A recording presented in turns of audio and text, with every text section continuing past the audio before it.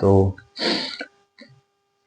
अब आपके BBA leasing और emerging and banking financial services का chapter number 5 leasing and hire purchase करने वाले हैं। ठीक है, तो मैं आपको बता दूं कि आज मेरे को बहुत लेट हो गया रिकॉर्डिंग करते करते, तो हो सकता है कि वीडियो थोड़ा लेट अपलोड हो। एंड मेरे को कल से पहले आपका मतलब सैटरडे से पहले ही आपका 6 चैप्टर रिकॉर्ड करना है और सैटरडे को दोपहर से पहले आपका 6 चैप्टर डाल देना है, ताकि आप अच्छे से अपनी पढ़ाई जो है कर पाए और संडे को अपना बीबीए का एग्जाम दे पाए, है ना। तो इस सबसे पहले करना, तो इस वजह से मेरे पास टाइम नहीं है, नहीं तो मैं इसका आगे भी रिकॉर्डिंग करके न्यूमेरिकल क्वेश्चन अपलोड कर देता। ठीक है, मैं जितना इसके इंपॉर्टेंट टॉपिक्स करा सकता हूँ वो पूरे करा दूंगा। और पहले ही बता दूं इंपॉर्टेंट टॉपिक का सेशन चल रहा है, तो सिर्फ मैं इसके इंपॉर्टेंट टॉपिक्स कवर करूंगा। तो आगे देखते हैं। सबसे पहले इस चैप्टर में हमें लीजिंग पूछा गया है, तो it is a contractual agreement where the owner of an asset lessor allows another party lessee to use it for a specific period of time। सबसे पहले ये कंसेप्ट आपने ऑलरेडी फर्स्ट ईयर में अकाउंट्स में आई थिंक पढ़ रखा होगा, लेकिन फिर भी हम इसमें जान लेते हैं है क्या। तो देखो, ये कंट्रेक्चुअल एग्रीमेंट होता है लेसर और लेसी के बीच में। देखो, मेरे को अगर मैं किसी सामान का मालिक हूँ, बाय द वे मेरी एक मशीन होगी, ठीक है, तो वो मशीन का मैं मालिक हूँ और वो मैं किसी को लीज पे दे रहा हूँ। तो यानी कि मैं जो जो इस मालिक का मशीन होगा, जो उस असेट का मालिक होगा, वो कौन होगा? वो उसका लेसर होगा, ध्यान रखेंगे। ठीक है, वो उसका लेसर होगा। एंड जो सामान को लेना चाहता है वो लेसी होगा। ठीक है, याद रखना। ठीक है, owner of an asset lessor, owner of an asset lessor और अलाउस अनदर पार्टी लेसी। दूसरी पार्टी का नाम क्या होगा? अरे दूसरी पार्टी को क्या बोलेंगे? लेसी। ठीक है, ये टॉपिक क्लियर। अब लीजिंग होता क्या है? तो जब मेरे पास कोई आया, मैं हूं लेसर और मेरे पास एक लेसी आके बोलता है कि मेरे को आपका ये सामान लीज पर चाहिए। ठीक है, मैं आपको क्वार्टरली या फिर हाफ एनुअली या फिर एनुअली मतलब पूरे साल का पैसा एक बार में, क्वार्टरली यानी 3 महीनों का एक बार में, या फिर मैं आधे आधे महीने का, वो आधे आधे साल का पैसा एक बार में दे दूंगा आपको। प्लीज आप ये सामान मेरे को दे दो। तो किसी भी पीरियड में वो चाहे तो जो अपने एग्रीमेंट के हिसाब से पैसा पे कर सकते हैं। ठीक है, समझते हैं। It is a contractual agreement between the lessor, किसके बीच में होगा? लेसर, जो कि ओनर का असेट होगा, वो दूसरे लेसी को अलो करेगा कि हाँ तुम मेरा सामान यूज कर लो, to use it for a specific period, इतने टाइम के लिए यूज कर लो तुम मेरा सामान। Okay, in exchange for periodic payments. Periodic payments यानी कि एक पीरियड हो गया 3 महीने का या फिर 6 मंथ का या फिर साल का, तुम मुझे इतने महीने के पैसे एक एक बार के देते रहना और तुम मेरा सामान यूज करते रहना करते रहना करते रहना। ओके ओके, ठीक है। अब लीजिंग समझ आ गया। तो लीजिंग भी कितने प्रकार का होता है? 2 प्रकार का होता है। एक होता है फाइनेंस लीज, जैसे हम कैपिटलाइज लीज भी कहते हैं। एक होता है आपका ऑपरेटिंग लीज। ठीक है, तो ऑपरेटिंग लीज जो होता है वो शॉर्ट टर्म का होता है। एंड आपका इसमें, अच्छा मैं सब समझाऊंगा। रिस्क, सॉरी कैमरा ऑफ हो गया था। ठीक है, आगे देखते हैं। तो शॉर्ट टर्म के लिए होता है हमारा ऑपरेटिंग लीज। ठीक है, रिस्क रिवॉर्ड ओनरशिप किसके पास होती है? लेसर के पास। मतलब कि अगर कोई रिपेयर का खर्चा हो जाए, जो आप सामान असेट दिया उसमें रिपेयर का खर्चा हो जाए, या उसकी वजह से कोई बहुत बड़ा प्रॉफिट हो जाए, जैसे कोई हमने जमीन ले रखी थी या कोई दुकान ले रखी थी और उसका दाम बढ़ गया, ठीक है, तो वो प्रॉफिट किसका हो जाएगा? वो भी लेसर का हो जाएगा। लेसर कौन होता है? जिसका सेट होता है। ठीक है, जिससे लिया है उसका कोई प्रॉफिट नहीं होगा, लेसर का प्रॉफिट होगा, ध्यान रखना। उस पर कोई खर्चा आ जाए तो वो भी लेसर ही देगा। ऑपरेटिंग लीज वाले केस में ध्यान रखना, ऑपरेटिंग लीज की बात हो रही है। ठीक है, सारा खर्चा, सारा रिस्क रिवॉर्ड ओनरशिप किसके पास जाएगी? लेसर के पास। रिस्क रिवॉर्ड ओनरशिप किसे कहते हैं? रिस्क रिवॉर्ड मतलब रिस्क हो चाहे रिवॉर्ड हो, लॉस हो मतलब उससे कोई बहुत बड़ा फायदा हो या उससे कोई रिपेयर का खर्चा या फिर कोई लॉस हो, ठीक है, तो वो सारा सामान किसके पास जाएगा? ओनर के पास जाएगा। ओनरशिप, और ओनरशिप ऑपरेटिंग लीज में किसके पास होती है? लेसर के पास। अब मेरे ख्याल से कोई डाउट नहीं रहेगा। ऑपरेटिंग लीज में ओनरशिप कौन रहता है? सेट का, लेसर के पास रहता है, जिसका सेट होता है, क्योंकि शॉर्ट टर्म के लिए कुछ कुछ पैसा देकर दिया जाता है। ठीक है, और इसमें रिस्क रिवॉर्ड किसके पास रहता है? हमारा वो लेसर के पास है। तो करीब रिस्क रिवॉर्ड क्या होता है ये आपको पता चल गया कि कोई प्रॉफिट हो या फिर कोई लॉस हो तो वो किसके पास जाएगा। अब मैं आपको अपने नोट से बता देता हूँ थोड़ा। ठीक है, इसमें थोड़ा वाइडर कंसेप्ट है ना, ये देखो इसमें थोड़ा वाइड है, इस वजह से इसमें पढ़ने में ठीक रहेगा। तो किसमें थे हम? ऑपरेटिंग लीज में। Operating specific period without transferring ownership. ठीक है, ये तो पढ़ लिया इसमें। उसके बाद risk reward ownership, the lessor bears the cost. ठीक है, ये लाइन देखो, the lessor bear the cost of leased assets maintenance depreciation. जो लेसर होगा, जो इस असेट्स का मालिक होगा, उसी के पास ही डेप्रिसिएशन का खर्चा, डेप्रिसिएशन भी उसी के पास जाएगा। ठीक है, डेप्रिसिएशन का खर्चा, मेंटेनेंस का खर्चा हो जाए, ठीक है, मेंटेनेंस का खर्चा हो जाए वो भी उसी के पास जाएगा। ठीक है, और किसी भी टाइप का लॉस वो सब कौन बेयर करेगा? हमारा लेसर बेयर करेगा। यानी जिसका वो असेट होगा, कौन से वाले केस में, ऑपरेटिंग वाले लीज वाले केस में। अब हमें पढ़ना है फाइनेंस लीज, जिसे हम कैपिटलाइज लीज भी कहते हैं। ध्यान रखना, फाइनेंस लीज कैपिटलाइज लीज भी कहते हैं। It's a long term agreement where the lessee, कौन है यहाँ पे, लेसी लिखा हुआ है, ध्यान से पढ़ना। It's a long term agreement where the lessee gets full use of an assets taking on all risk and reward of a ownership, ठीक है, while the lesser retains legal title। क्या मतलब है इसका, एक बार इसका मतलब समझ लेते हैं। देखो, ये एक लॉन्ग टर्म एग्रीमेंट होता है, ठीक है, लॉन्ग टर्म एग्रीमेंट होता है। फाइनेंस लीज, कैपिटलाइज लीज, जब लॉन्ग टर्म का एग्रीमेंट होता है तब होता है। और इसमें जो रिस्क रिवॉर्ड ओनरशिप है, मतलब जो असेट की ओनरशिप होती है, असेट का ओनरशिप जिसे कहेंगे ना, वो लेसी के पास आ जाएगी। किसके पास आ जाएगी, लेसी के पास। मतलब असेट से अब कोई प्रॉफिट हो, है ना, या कोई प्रॉफिट हो जाए या फिर कोई लॉस हो जाए, बड़ा प्रॉफिट बड़ा लॉस, सब कौन बेयर करेगा, लेसी बेयर करेगा। कौन बेयर करेगा, लेसी बेयर करेगा। वो बेयर करेगा जो असेट्स को किराए पर चला रहा है। एक तरीके से अगर मैं आसान भाषा में बोलूं तो वो जो इसने असेट्स को किराए पे लिया है, ठीक है, इसमें असेट्स की ओनरशिप लेसी के पास आ जाती है, ठीक है, ध्यान रखिएगा। आगे बढ़ते हैं। On all risk and reward, पढ़ चुके, सारे रिस्क पे, रिवॉर्ड पे ओनरशिप किसकी रहेगी, लेसी की रहेगी, okay. While the lessor retains legal title, और लीगल टाइटल किसके पास रहेगा, लेसर के पास। मतलब वो सामान अभी भी किसका माना जाएगा, लीगल टाइटल लेसर के पास, लेसर, ठीक है, लेसर लीगल टाइटल रखेगा, लेकिन रिस्क रिवॉर्ड ओनरशिप किसके पास आ जाएगी। कोई फायदा नुकसान हो तो खर्चा कौन बढ़ेगा, वो भरेगा अपना लेसी, याद रखा, ठीक है। इसलिए ना चैप्टर के स्टार्टिंग में लेसी और लेसर पे ध्यान रखना, क्योंकि मैं भी कंफ्यूज हो जाता था इसमें पहले, ओके। तो अब इसके कुछ पढ़ लेते हैं, ये नीचे जो 2-3 शॉर्ट्स है।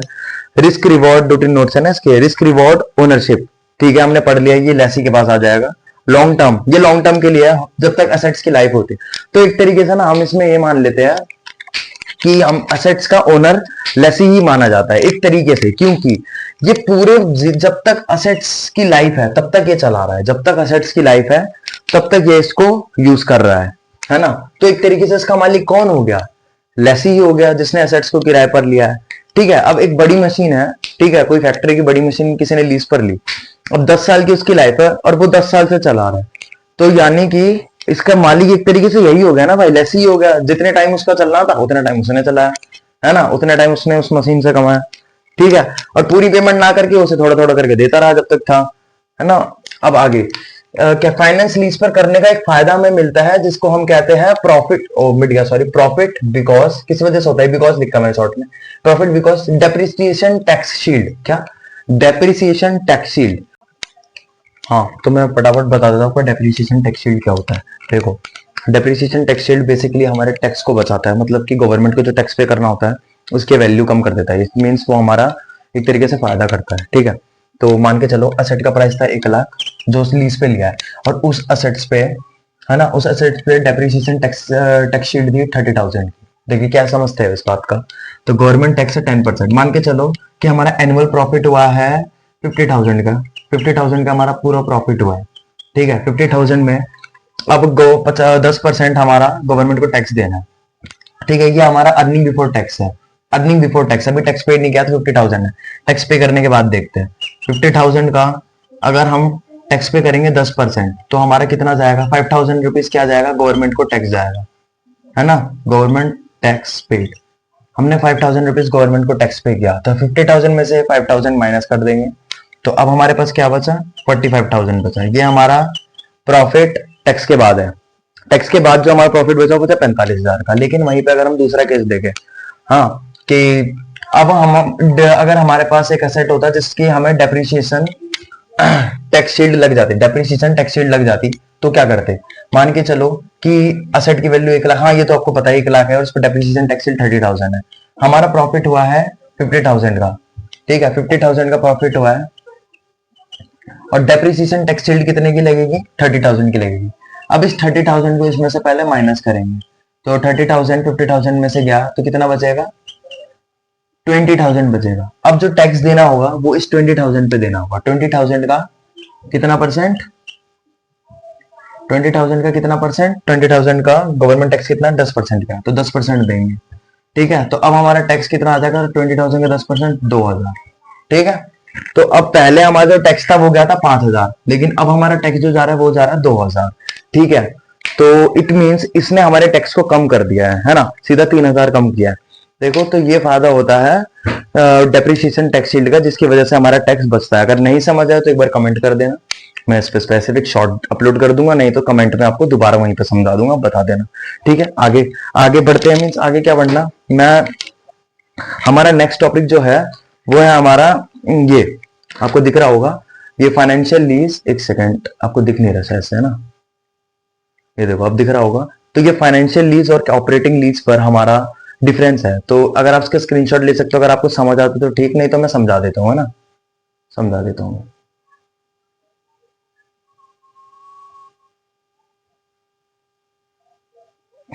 हाँ, तो अब पहले हमें दोनों का डिफरेंस पता करना है, फाइनेंशियल लीज और ऑपरेटिंग लीज। देखो लीज पीरियड, जो फाइनेंशियल लीज का लीज पीरियड होता है ना, फाइनेंशियल लीज का लीज पीरियड होता है, फाइनेंशियल लीज यानी वही लॉन्ग टर्म वाली लीज, इसका पूरा असेट्स का जो होल लाइफ होता है ना, उतना लीज रहता है। ठीक है, उतने टाइम तक इसका टेन्योर रहता है। ठीक है, अगर लीज पीरियड की देखा जाए तो जितना असेट लाइफ उतना ही बड़ा, जितनी असेट की लाइफ होती है उतनी ज्यादा फाइनेंशियल लीज की लीज पीरियड रहता है। ठीक है, आगे देखते हैं। ऑपरेटिंग लीज में एक शॉर्ट टर्म रहता है और वो डिसाइडेड रहता है कि इतना रहेगा वो शॉर्ट टर्म। ठीक है, ध्यान रखेंगे, ऑपरेटिंग लीज शॉर्ट टर्म के लिए और फाइनेंशियल लीज लॉन्ग टर्म के लिए। अब ओनरशिप देख लेते हैं। जो ऑपरेटिंग लीज होती है उसमें ओनरशिप जिसका असेट होता है उसी के पास रहती है, लेकिन जो फाइनेंस लीज होती है ना, जो लेसी रहता है ओनरशिप उसके पास रहती है। अब मेंटेनेंस एंड इन क्या लिखा है, मेंटेनेंस एंड इंश्योरेंस। ठीक है, या फिर टैक्सेस और इंश्योरेंस। तो जो ऑपरेटिंग लीज होगी उसमें मेंटेनेंस का खर्चा, कोई रिपेयर का खर्चा, कोई रिवॉर्ड आ जाए तो वो सब किसके पास जाएगा, लेसर के पास, जिसका असेट होगा। लेकिन अगर फाइनेंस लीज होगी तो मेंटेनेंस, टैक्स, इंश्योरेंस, सब चीज का खर्चा किसका होगा, वो लेसी का खर्चा होगा जिसने असेट्स को किराए पे लिया है। ठीक है, ड्यूरेशन, वही बात आ गई, ड्यूरेशन ऑपरेटिंग लीज का कम होता है और जो फाइनेंशियल लीज होती है उसका ज्यादा होता है। ठीक है, और कैंसिलेबिलिटी, जो हमारा ऑपरेटिंग लीज होता है वो कैंसिल कर सकते हैं हम कभी भी, जब चाहे तब कैंसिल कर सकते हैं। लेकिन जो हमारा वो फाइनेंस लीज होता है, जो लंबे टाइम वाला लीज होता है, वो अनकैंसिलेबल होता है, कैंसिल नहीं कर सकते उसको। ठीक है, जनरली नॉन कैंसिलेबल रहता है। ठीक है, क्योंकि उसमें हाई पेनल्टीज लग सकती है अगर आप कैंसिल करोगे तो। ठीक है, अगर एक लेसी कैंसिल करता है तो हाई पेनल्टीज लग सकती है। ठीक है, अगर आपको ऐसे ये टॉपिक समझ आता है, डिफरेंस बिटवीन फाइनेंस लीज और ऑपरेटिंग लीज, तो ठीक है, आप मेरे को कमेंट में लिखोगे कि सर इस पे स्पेसिफिक वीडियो बना दो, तो मैं इस पे स्पेसिफिक वीडियो भी बना दूंगा अगर आप बोलोगे तो। ठीक है, अगर समझ आता है तो वेल एंड गुड। आगे बढ़ते हैं। ओके, नेक्स्ट जो हमें हमारा टॉपिक पढ़ना है वो पढ़ना है हायरिंग परचेस का। ठीक है, वो हायर परचेस का, तो पढ़ लेते हैं बिना टाइम वेस्ट किए। पहले मैं आपको बार बार से समझा देता हूँ कि ये क्या होता है। ये बिल्कुल आपके इंस्टॉलमेंट की तरह होता है, जब किसी को कोई एक्सपेंसिव चीज लेनी होती है और वो उसके बाइंग कैपेसिटी से बाहर रहता है ना, तो वो उस चीज को थोड़ी सी डाउन पेमेंट देता है एंड वो इंस्टॉलमेंट के बेसिस पर उसे मिल जाते हैं कि जब वो उसकी इंस्टॉलमेंट पूरी करे, वो उसकी इंस्टॉलमेंट वो पूरी करता है धीरे धीरे सामान लेने के बाद। लेकिन ये थोड़ा सा उससे थोड़ा सा अलग होता है, वो आपको बता देंगे क्या अलग होता है। इसका एग्जांपल हम ऐसे देख सकते हैं, लाइक आजकल जैसे हर कोई अब आईफोन यूज कर सकता है ना, चाहे वो उसकी बाइंग कैपेसिटी हो या ना हो, बट वो थोड़ी सी डाउन पेमेंट देता है एंड वो एनेबल रहता है उस चीज में कि अब वो आईफोन यूज कर सके। आगे देखते हैं। It is a method of buying expensive goods where you pay in instalments. Expensive good buy करने का एक मेथड है जो आप उसको कैसे इंस्टॉलमेंट पे पे करते हैं। Usage, you get the item immediately after the payment, जैसे ही पेमेंट हो आपको वो आइटम दे दिया जाता है। इंस्टॉलमेंट और हायर परचेस दोनों में ये चीज सेम होती है। ओके, आगे देखते हैं। बट यही वो चीज है जो इंस्टॉलमेंट और हमारे हायर परचेस को दोनों को अलग अलग कर देता है। You became the legal owner only after the final instalment. आप लीगल ओनर तभी कहलाओगे जब आप फाइनल इंस्टॉलमेंट दे दोगे। इसका मतलब क्या है, अभी इसका मतलब समझ आई देता हूँ चलो। मतलब कि जब आपने जैसे इंस्टॉलमेंट पे कोई सामान लिया है डाउन पेमेंट देकर, नॉर्मल जो दुकान वगैरह में इंस्टॉलमेंट होती है फोन वगैरह की, ठीक है, तो आप उसमें एक लीगल ओनर उसके वो डाउन पेमेंट देने के बाद ही वो फोन आपका हो जाता है। लेकिन हायर परचेस में ऐसा नहीं होता। जब तक आप लास्ट इंस्टॉलमेंट पे नहीं करोगे तब तक आप उसके लीगल ओनर नहीं कहलाओगे। डिफॉल्ट, अगर कुछ दिक्कत हो गई, गलती हो गई तो, इफ यू मिस पेमेंट, अगर आपने पेमेंट नहीं दी, ठीक है, अगर आपने पेमेंट नहीं दी तो the seller can retail the goods, the seller can reclaim है, सॉरी रिटेल पढ़ लिया मैंने, रिक्लेम द गुड्स है ना, seller reclaim the goods. Okay, seller reclaim the goods, मतलब कि अगर आपसे पेमेंट में दिक्कत हुई तो इसमें सेलर के पास राइट रहता है, क्योंकि सेलर भी उसका ओनर है, सेलर के पास राइट रहता है कि सेलर उस गुड्स को वापस ले ले आपसे। ओके, उस सामान को वापस ले ले, चाहे वो कुछ भी हो। अगर हायर परचेस पे लिया है तो वो ले लेगा। ओके, जो बंदा हायर परचेस पे सामान लेता है उसे हम हायरर कहते हैं, याद रहेगा। Okay, status until the last payment you are essentially hiring the item. अच्छा, स्टेटस पढ़ने से पहले मैं इसका बता दूं डिफॉल्ट क्या था। अगर आपसे आपने पेमेंट नहीं दी तो सेलर गुड्स को वापस ले सकता है हायर परचेस में, लेकिन अगर यही इंस्टॉलमेंट की बात करें, नॉर्मल फोन वगैरह की बात करें, तो वो आपका जो फाइन है, फाइन उसमें ऐड कर देंगे, या तो आपका जो पैसा है पेमेंट है उसको और ज्यादा बढ़ा देंगे। एक ही बात है फाइन देना, फाइन अगर बढ़ा देंगे, फाइन अगर लगा देंगे तो वो भी पेमेंट बढ़ी जाएगा, है ना, पर वो गुड्स वापस नहीं लेते। लेकिन इसमें सेलर के पास पूरा राइट है कि वो इमीडिएटली आपके गुड्स वापस ले सकता है आपसे, है ना, अपने गुड्स आपसे वापस ले सकता है। Status until the last payment you are essentially hiring the item with an option to buy. Last payment तक एसेंशियली आप आइटम हायर कर रहे होते हो, ठीक है, ठीक है, the item with an option to bye.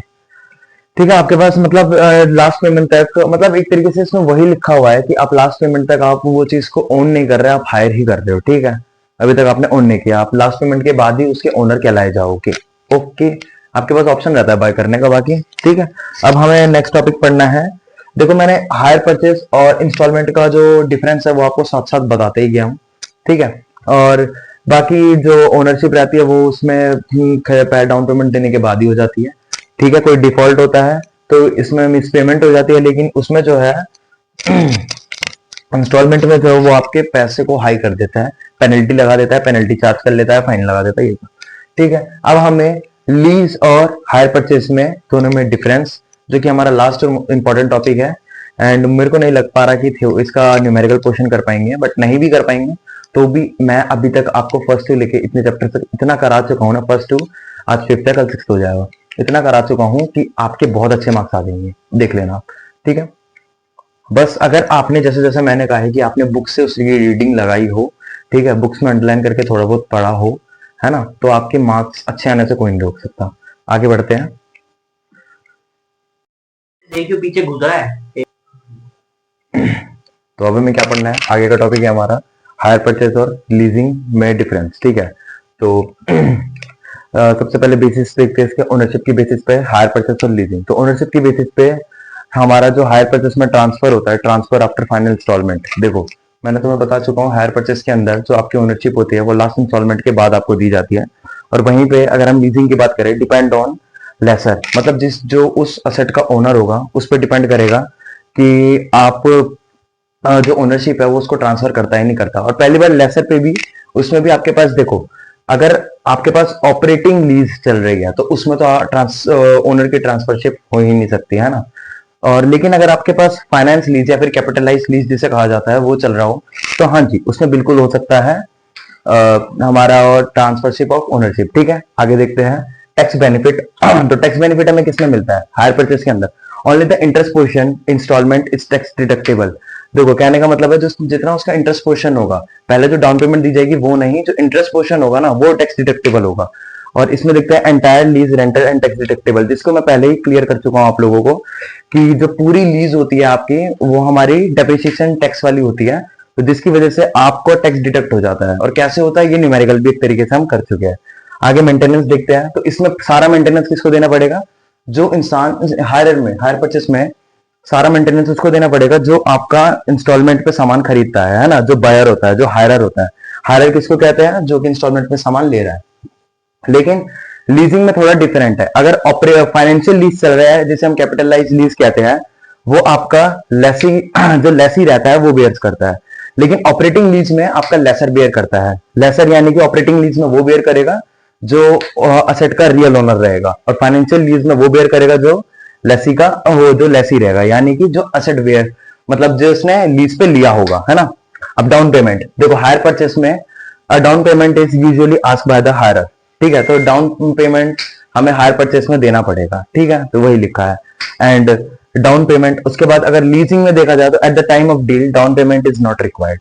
तो डीलिंग के टाइम पे डाउन पेमेंट रिक्वायर्ड नहीं रहता, आप सामान ले जाओ और जो भी उससे क्या बोलते हैं, जैसे भी लीज पेमेंट होते, जैसे 4 महीने बाद आप पेमेंट दोगे, या फिर जो भी एग्रीमेंट साइन होगा 1 साल बाद दोगे, 4 साल बाद दोगे, सॉरी 4 महीने बाद, जैसा भी तुम्हारा रहेगा ना एग्रीमेंट के हिसाब से, तब आपको डाउन पेमेंट देना पड़ता है, मतलब पहली पेमेंट देनी पड़ती है।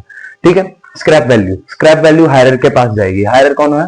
जिसने इंस्टॉलमेंट पे सामान लिया होगा वो हायरर, उसके पास जाएगी स्क्रैप वैल्यू आपकी, है ना। एंड लीजिंग, तो लीजिंग पे स्क्रैप वैल्यू किसके पास जाएगी? अच्छा, स्क्रैप वैल्यू अगर आपको नहीं पता तो मैं बता दूं क्या होता है।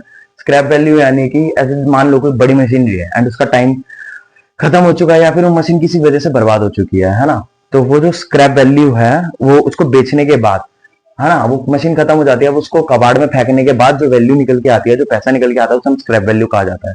ठीक है। तो स्क्रैप वैल्यू हायर परचेस में हायरर के पास जाएगी, यानी जिसने इंस्टॉलमेंट पे सामान लिया होगा। लेकिन अगर लीजिंग की बात करें तो लेसर रिसीव करेगा स्क्रैप वैल्यू को। लेसर कौन होता है? जो असेट्स का ओनर होता है। अब यहीं पे आगे चल के एक और इंपॉर्टेंट टॉपिक पढ़ना है, जो कि आगे चल के, मतलब मैं उसका थ्योरी पोर्शन करवा देता हूँ, जो कि आगे चल के थोड़ा न्यूमेरिकल बेस्ड भी है। तो अगर मैं अभी कैमरा ऑफ करके इसे दोबारा लिखने गया तो बहुत ज्यादा वीडियो लंबी हो जाएगी और टाइम भी लग जाएगा मेरे को, तो मैं यहीं से आपको नोट से पढ़ के बता देता हूँ बार बार से, जो कि आपको एग्जाम ओरिएंटेड हेल्प करेगा। ठीक है। तो देखो टॉपिक का नाम है लीज इवेल्युएशन। लीज इवेल्युएशन मतलब विच विच बिटवीन बाय वाई। ठीक है। देखो इसमें क्या रहता है लीज इवेल्युएशन में, कि जब भी कोई प्रोडक्ट या बड़ी मशीनरी खरीदनी होती है तो वो लीज इवेल्युएशन करता है। लीज इवेल्युएशन क्या होता है कि आपको चेक करना पड़ेगा कि अगर हम इस प्रोडक्ट को डायरेक्ट बाय कर ले तो हमें ज्यादा फायदा होगा, तो हमें कम खर्चा आएगा, या फिर अगर हम इस प्रोडक्ट को लीज पे ले ले तो हमें ज्यादा खर्चा आएगा। तो ज्यादा खर्चा किसमें आएगा, यानी हमारा ज्यादा बेनिफिट किस पे होगा। तो इस चीज को चेक करने के लिए इसको हम लीज इवेल्युएशन कहते हैं, और इस चीज को चेक करने के लिए कुछ फैक्टर्स होते हैं, जो फैक्टर्स हमें देखने हैं, बस बार बार से बता देता हूं मैं आपको, है ना। पहली बात हम ये पढ़ लेते हैं कि हमें क्यों जरूरत होती है लीज इवेल्युएशन की। एक बार चेक करियो, कैमरा चालू है ना। तो लीज इवेल्युएशन की जरूरत क्यों पड़ती है, तो मैं पढ़ के बता देता हूं आपको, है ना। तो सर टोटल कॉस्ट कम हो, ठीक है, और cash flow is better, okay, tax benefit should be maximum. तो देखो टैक्स बेनिफिट मैक्सिमम होना चाहिए। ठीक है। अगर आप लीज पे लेने से पहले ये चेक कर लो कि टैक्स बेनिफिट मैक्सिमम होना चाहिए, इस वजह से भी हमें, क्योंकि देखो अगर आप उस चीज को कॉस्ट पे लोगे, ठीक है, और या फिर अगर आप उस चीज को लीज पे लोगे तो लीज पे आपको टैक्स बेनिफिट मिलता है, इस वजह से हम लोग लीज पे लेना ज्यादा पसंद करते हैं, जो कि हम ऑलरेडी पढ़ चुके हैं। ठीक है। इसमें कैश फ्लो बेटर रहेगा, आपको सारा पैसा एक बार में देने की जरूरत नहीं है, कुछ कुछ आप देते रहोगे, है ना, तो आपके पास भी कैश रहेगा। एंड और इसे हम इसलिए भी लेते हैं, देखो एक आपको जब एक सामान लेते हो ना, जब आप कोई चीज कॉस्ट भी लेते हो तो उसका डिलीवरी से लेके, देन उसके बाद उसका इंस्टॉलेशन से लेके, फिर उस पर और थोड़ी सी चीजें और आप अपग्रेड करते हो, तो वो बहुत सारा खर्चा, फिर उस पर इंश्योरेंस वगैरह बहुत सारी चीजें करनी पड़ती है, जिससे कि खर्चा बहुत बढ़ जाता है। लेकिन वहीं पे आप लीज पे लोगे तो उसमें से आपका कई सारा खर्चा बच जाता है ना। कई सारा खर्चा जो होता है वो कौन बेयर करता है, वो आपका जो लीज पे लेसर होता है वो बेयर करता है। ठीक है। तो ऐसे कुछ फैक्टर्स है जो हमें चेक करने पड़ते हैं लीज इवेल्युएशन के अंदर, उसे बता देता हूं मैं। ठीक है। तो सबसे पहला है yearly lease payment, lease rent tax deductible, है ना। बी है कॉस्ट ऑफ बाइंग। देखो कॉस्ट ऑफ बाइंग में बता चुका हूं कि ज्यादा कॉस्ट ऑफ बाइंग किस में आ रही है, अगर आपकी लीज में बहुत ज्यादा कॉस्ट आ रही है खरीदने पर तो आप उसे डायरेक्ट बाय कीजिए, लेकिन अगर बाय में ज्यादा कॉस्ट ऑफ बाइंग आ रही है तो आप उसे डायरेक्ट लीज कर लिए। ओके। ठीक है। तो इसके अंदर भी कुछ चीजें होती है, जैसे कि असेट का प्राइस, है ना, इंटरेस्ट ऑन लोन, लोन पे क्या इंटरेस्ट आ रहा है, अगर आप उसे बाय करोगे तो लोन पे लोगे, और उस पे भी क्या इंटरेस्ट आ रहा है, ठीक है, उस पे उस इंटरेस्ट लोन पे ज्यादा फायदा पड़ रहा है या फिर आपको लीज पे ज्यादा फायदा पड़ रहा है, ये भी देखोगे। मेंटेनेंस कॉस्ट, ठीक है, अगर आप ऑपरेटिंग लीज कराते हो तो फिर मेंटेनेंस कॉस्ट आपका लेसर देगा, समझ रहे बात को। टैक्स शील्ड डेप्रिसिएशन जो कि मैं अभी बता चुका था, यहाँ पे हमारे इसमें भी लीजिंग में भी यहाँ पे कहा है, आई थिंक ये मेंटेनेंस और टैक्स बेनिफिट में entire lease rental tax deductible, यही चीज है जो मैंने बताया था आपको, टैक्स शील्ड डेप्रिसिएशन, है ना। तो अभी बता देता हूं मैं, टैक्स शील्ड डेप्रिसिएशन का फायदा असल में लेसर को होता है। ये जो पॉइंट है मैं पहले बताना भूल गया था आपको, मैंने ये बताया था कि इसका फायदा होता कैसे है, ये हमारे प्रॉफिट को, ये हमारे टैक्स को कैसे कम दिखाता है गवर्नमेंट के सामने, लेकिन मैं आपको ये बताना भूल गया था कि इसका फायदा लेसर को होता है। ठीक है, ये ध्यान रखना। टैक्स टैक्स शील्ड डेप्रिसिएशन का फायदा आपको लेसर को होता है। आगे नेट एडवांटेज ऑफ लीजिंग, ठीक है, नेट एडवांटेज ऑफ लीजिंग, इसका मतलब क्या होता है, लीजिंग से आपको कितना बेनिफिट या लॉस हो रहा है। ठीक है, ये आपको अगर आप लीज करोगे, ये फैक्टर है नेट एडवांटेज लीजिंग, ये आपको पहले ही निकाल के रखना पड़ता है ना, कि आपको लीज करने से पहले निकाल के रखना पड़ता है कि आपको लीजिंग से कितना फायदा या फिर कितना नुकसान होगा। ठीक है, अभी निकलता कैसे मैं आपको पढ़ के बता देता हूँ।